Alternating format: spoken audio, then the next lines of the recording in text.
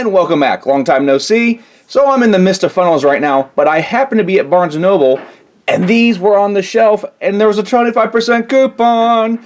So, as you see, I got some more of these. If you remember, I've actually reviewed this guy and the Mega Man from the first wave, and we had been promised a ride armor from Bandai for a long time. It's always been an in-demand thing. I was really hoping it was going to come up for the D-Arts, but I think that Bandai might have thought it was too cost prohibitive for most of us, and so they opted for their new line, the Super Mini Play. So anyway, without further ado, you've seen these guys, move them out of the way. There was a couple of these left. There was actually three. There was two that someone had opened, and on the back you can see which ones are included, and the ones that were open had this Star Force Mega Man. So I'm going to assume at most they had stocked 2 cases of these, and if there's 2 Star Mega Man, I'm hoping that the one that was not opened is one of the other ones. I am hoping at least, though, that it's not this Mega Man X, which I pretty much already have. I'm wanting Vile to go with his armor. However, I will be happy with any of these 3. So we're going to open this up in a minute and see which one I got. But first, let's get a closer look at the Ride Armor box. It's actually quite a big box. Not as big as the Voltron set, but also a little bit cheaper. But yeah, I got this for $40. That's the retail there. They're $9.95. And there was a 25% coupon this weekend, so $30 is not bad for a Ride Armor. If I don't get Vile, kind of wish I could have gotten the other armor. This is the only one they had in stock. But there are 2 armors. As you can see back here, there's actually Mega Man's colored one that you would see in the game. But I don't think it matters which one Mega Man rides into, especially since this one seems to have more accessories. It's possible this one also has them, but I have not been able to find the box to confirm. But back to the box. Nice little photograph of here of them fighting. Side just shows the Ride Armor and its other configurations. We have sort of the hover configuration, the other rockets. Bottom is, of course, the bluefin information, which is the reason we're now seeing this stuff at Barnes & Noble. And there's quite a few things there. Some really cool Gundam kits. There's actually a lot of Super Mini Paw for Super Sentai that I had not seen before, and they were some big sets. But I just got this. So before we tear into this box, let's go ahead and see which one we got. So like I said, the goal was to get Vile. I really hope I did. I'm afraid that whoever went through, they probably opened all of them until they got the ones they wanted.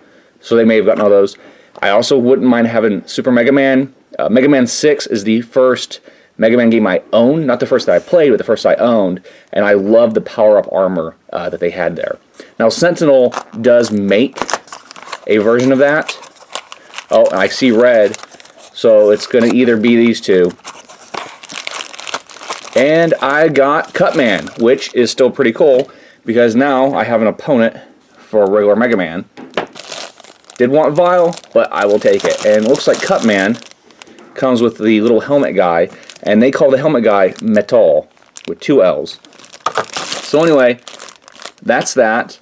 Body looks pretty similar to Mega Man. What I'll do is I will cut this out, put it together, but before then, let's go ahead and open the box. Now, what I would have liked to seen here, and we don't have it, is the box has a punch-style perforation. I would have preferred them to just have some sort of other way of opening it, but I am not going to do that. I'm going to just peel it, because I keep some of my boxes, and if I decide I want to put this back in, I can.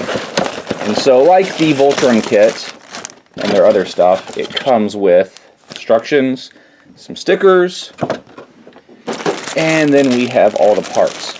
So if you're familiar with Gundam kits, this is probably comparable to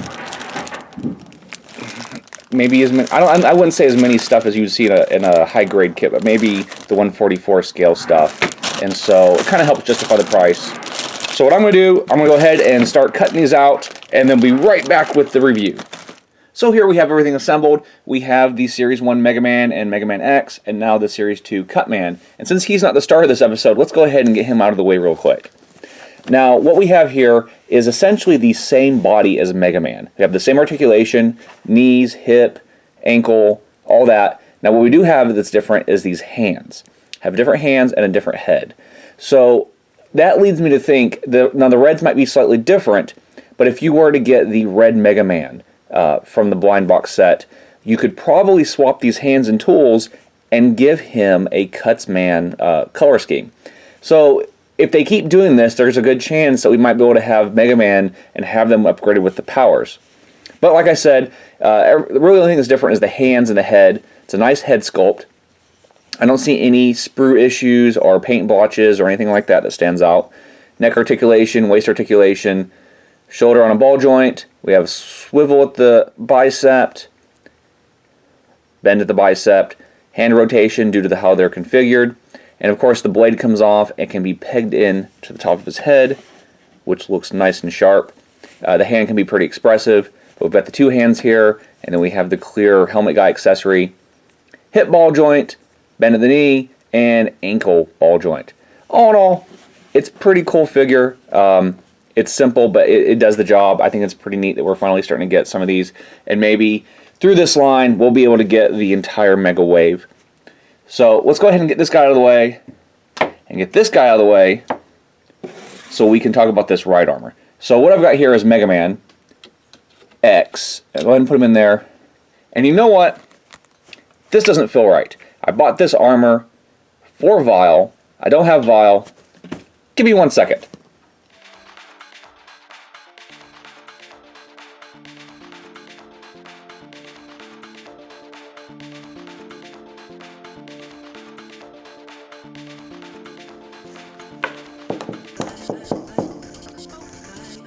Alright, let's go check the mail.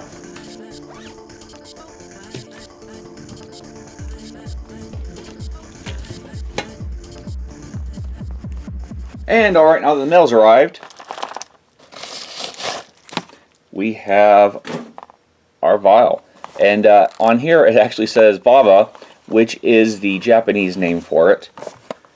Now one thing to definitely notice about the boxes, while the fronts look pretty much the same, the top is different because I guess this is the Japanese release, actually labels it like Series 1 did, where Series 2 in the US is blind box style.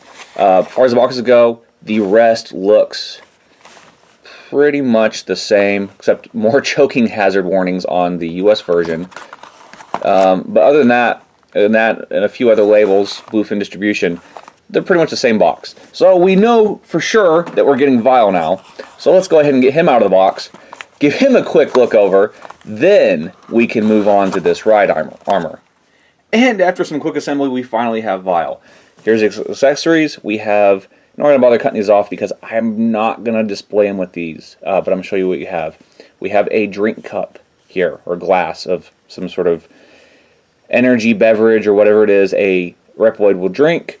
Two open hands that could hold them. You could probably also use them as gripping hands. I do wish there was a little bit more variety in the hands here, maybe a couple like the other ones that were a little more expressive. But we have the open hands and the closed fist, which is not bad. Considering I paid twice as much for this guy, I'm going to avoid holding him at the standard of the price point. I'm going to hold him at the same standard as the other ones, which is about $8 to $10 or so. So what we have here, you'll be happy to see that he is not just a Mega Man X body with a different head and shoulders. It's actually different molded parts with different paint detail, though the articulation seems about the same.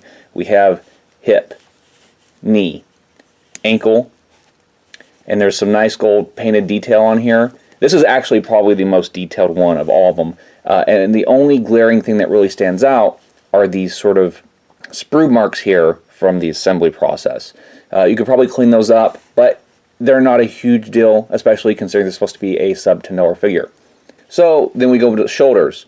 So same shoulders as the other ones, ball joint.